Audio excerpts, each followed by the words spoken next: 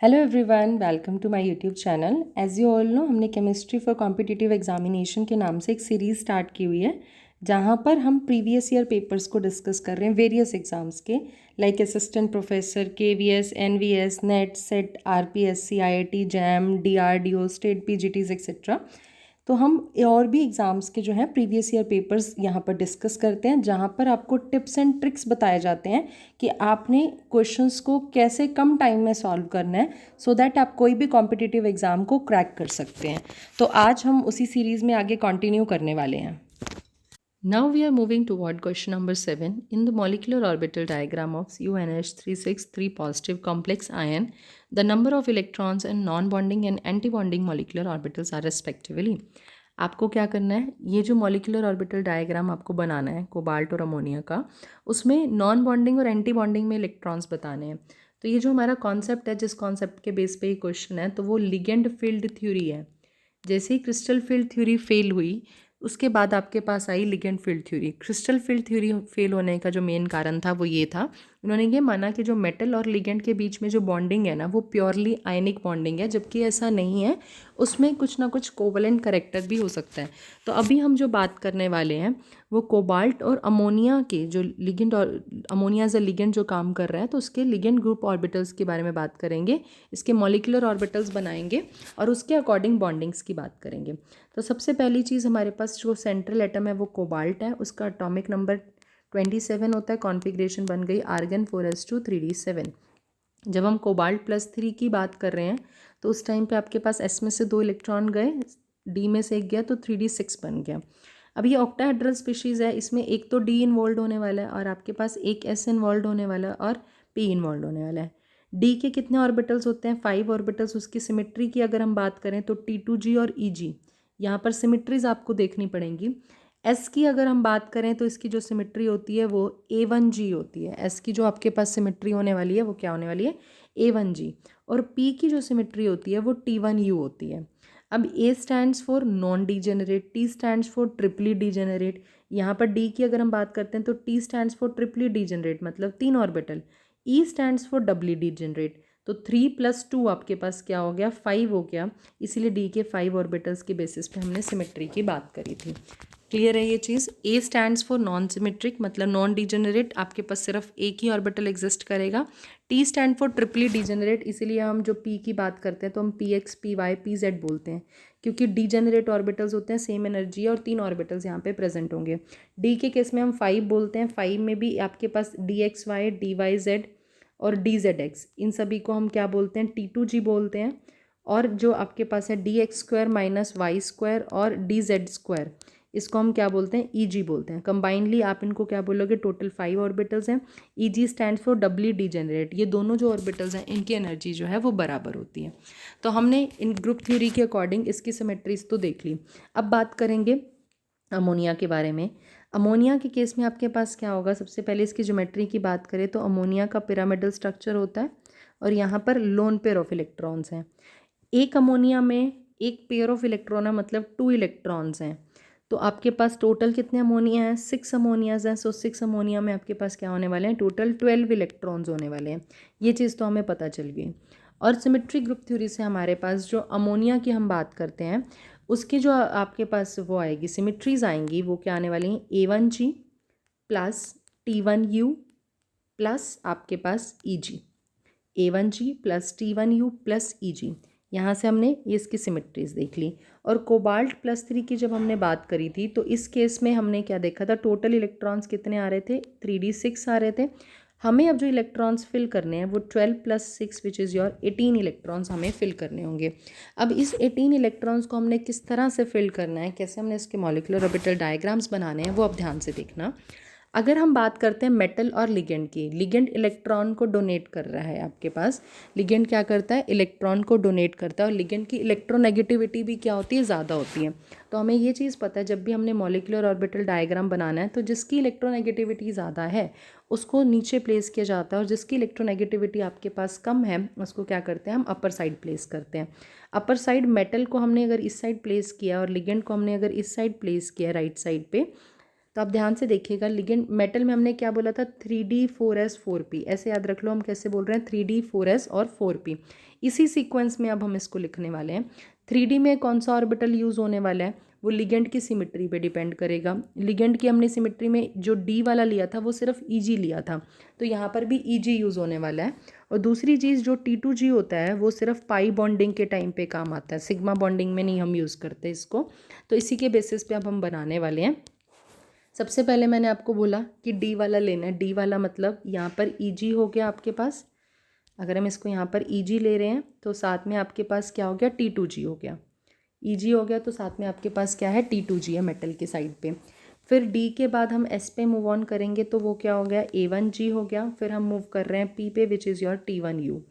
अगर हम लिगेंड की बात कर रहे हैं, लिगेंड में क्या होगा आपके पास, A1G plus Eg plus T1U।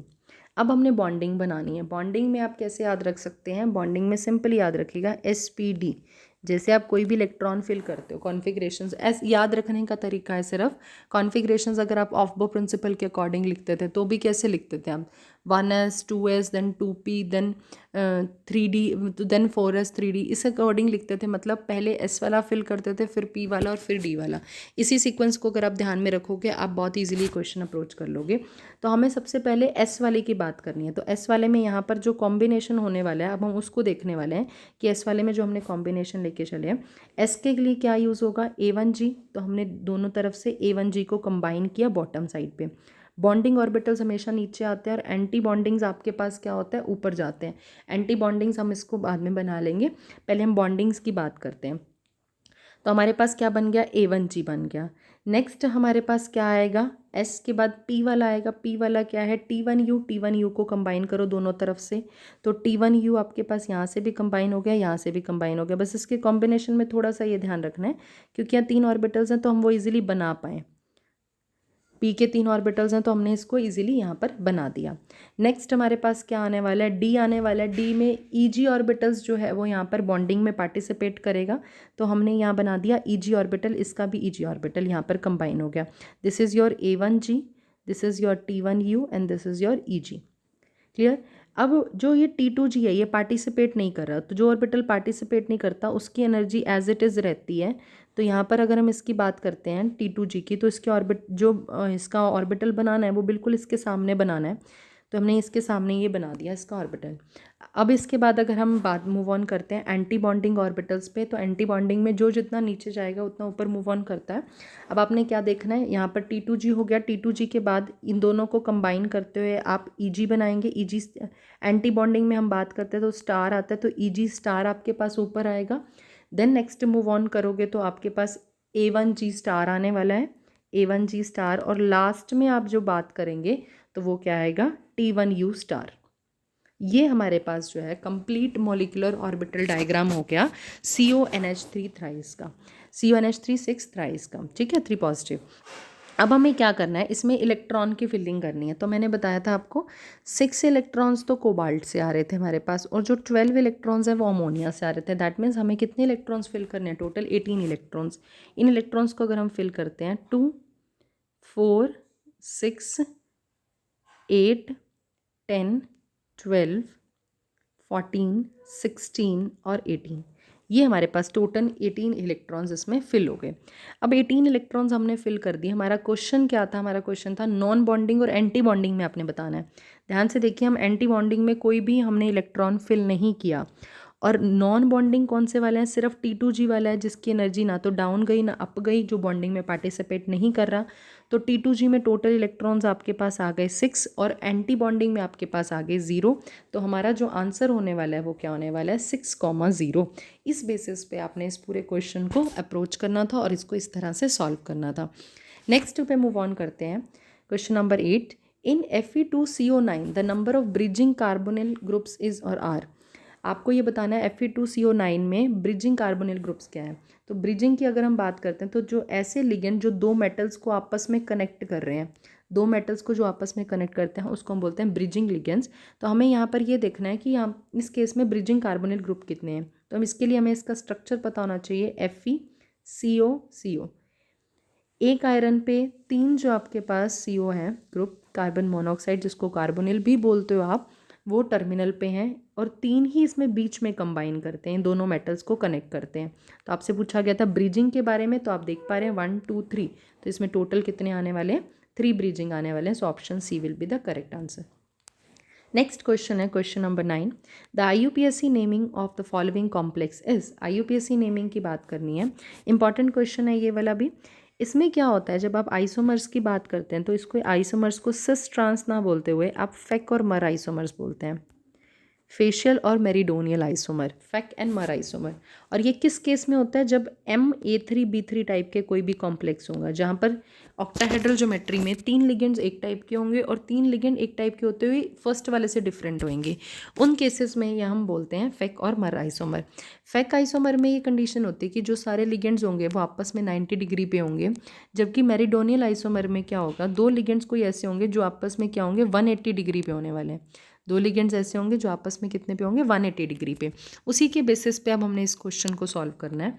तो आप ऑप्शन से पहले देखिए, इसमें बोला गया फेक और मरा, मतलब हम 2 ऑप्शंस को एलिमिनेट कर सकते हैं अगर हम ये फाइंड आउट कर लें कि ये फेक आइसोमर है या मरा आइसोमर है। तो फेक आइसोमर में आपने क्या ध्यान रखना है, ये आपके पास 90 डिग्री का एंगल है, ये भी 90 डिग्री का है, कोई भी NO आपस में ट्रांस पे नहीं है, सामने नहीं है। अगर ये कुछ इस टाइप का बनाया होता ना आपके पास रुथीनियम, NO और कुछ ये NO इस साइड होता, बीच में कहीं NH3 होता, इस टाइप का कोई स्ट्रक्चर होता, तो ये NO और NO जो आपके पास NO2 और NO2 वो क्या होते हैं, 180 डिग्री पे होते, तो इसको मेरिडोनियल बोलते हैं। बट इस टाइम पे यहाँ पर ऐसा कोई केस नहीं है, 2 NO2 ग्रुप या 2 NH3 ग्रुप बिल्कुल सामने नहीं है, तो ये किसका पार्ट होने वाला है आपके पास, फेक आइसोमर का।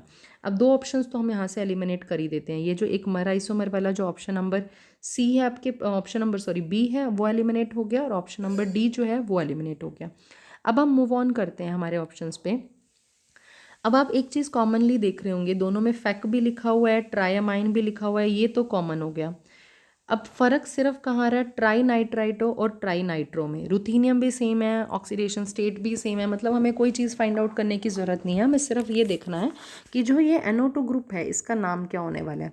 तो NO2 ग्रुप का जो नाम होता है वो नाइट्रो होता है, और इसको नाइट्राइटो तब लिख सकते हैं अगर यहाँ नाइट्राइटो N दिया होता तो ये नाम करेक्ट था, तो ये ऑप्शन ए करेक्ट था। बट अगर आपको नाइट्राइटो सिर्फ दिया हुआ तो नाइट्राइटो का मतलब आपने ये मान के चलना है ONO है, क्योंकि ये एम्बिडेंट लिगेंड है जिसकी दो डोनर साइड्स हो सकती हैं, बट एक टाइम पे ही एक साइड से ही डोनेट करता है, एम्बिडेंट लिगेंड है, इसीलिए ONO में इसका नाम सिर्फ नाइट्राइटो है। अगर नाइट्राइटो N होता तो हम NO2 कंसीडर कर सकते हैं, अदरवाइज जनरल अगर आपको दिया हुआ है तो नाइट्रो इज़ NO2। तो ऑप्शन नंबर 1 रॉन्ग हो गया, और ऑप्शन नंबर सी जो है आपके पास वो क्या हो गया, करेक्ट। तो इसका जो करेक्ट आंसर है वो ऑप्शन नंबर सी है। Next question is identify the colour of the complex A and B। This is again important question, थोड़ा सा आपको सिर्फ इसमें कॉन्सेप्ट लगाना है। आपसे पूछा गया इस कॉम्प्लेक्स का कलर क्या होने वाला है, तो कोई भी कॉम्प्लेक्स जो है कलर तब शो करेगा जब उसके पास कोई इलेक्ट्रॉन्स होंगे, मतलब D0 और D10 कॉन्फ़िगरेशन नहीं होगी ना, उस हर केस में वो इलेक्ट्रॉन जो वो कॉम्प्लेक्स जो है कलर शो करने वाला है।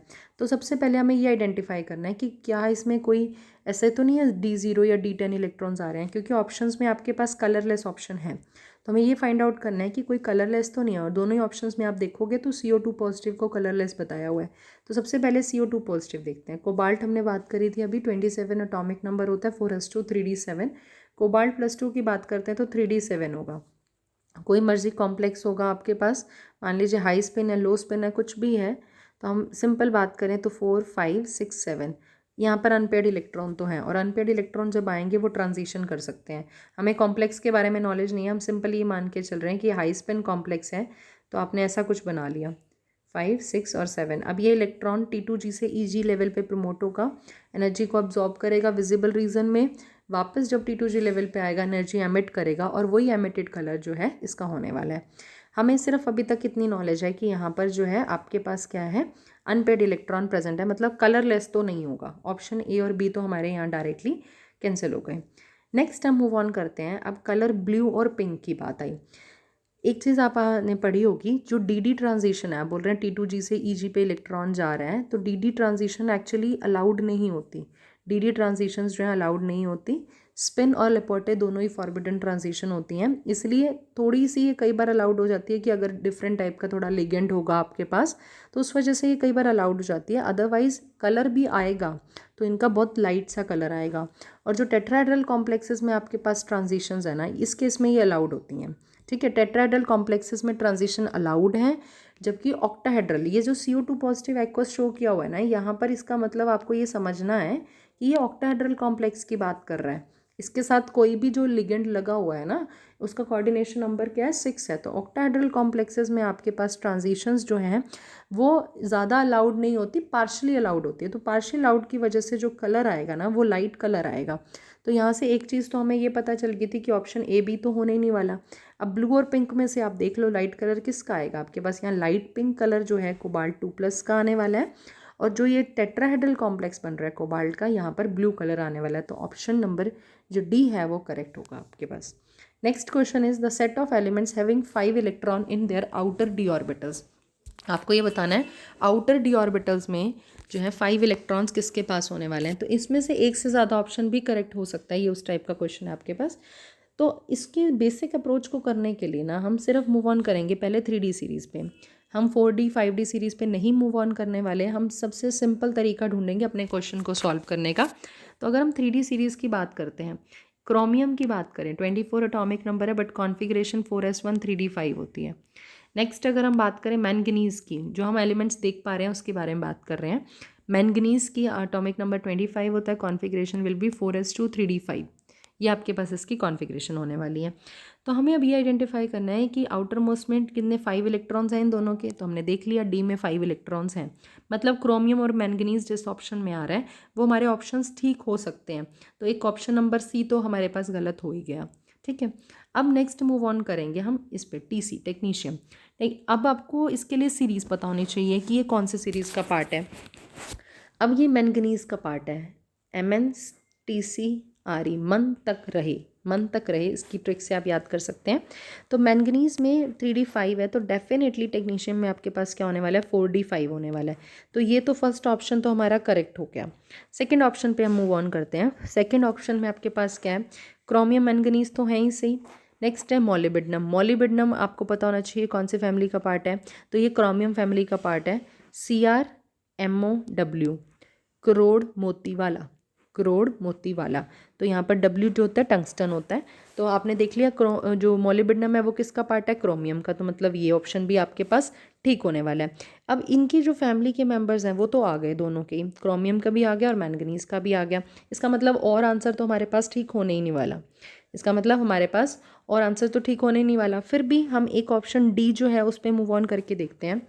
नियोबियम, नियोबियम आप वेनेडियम सीरीज़ का है, वो नवाब था, वो नवाब था। अब वेनेडियम का एटॉमिक नंबर आपके पास क्या होता है, 23, 4s2 3d3।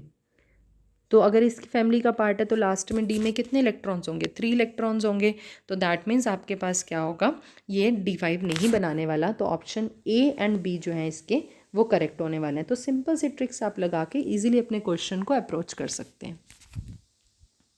This video series will definitely help you a lot in cracking your competitive exams. So stay tuned for more such videos.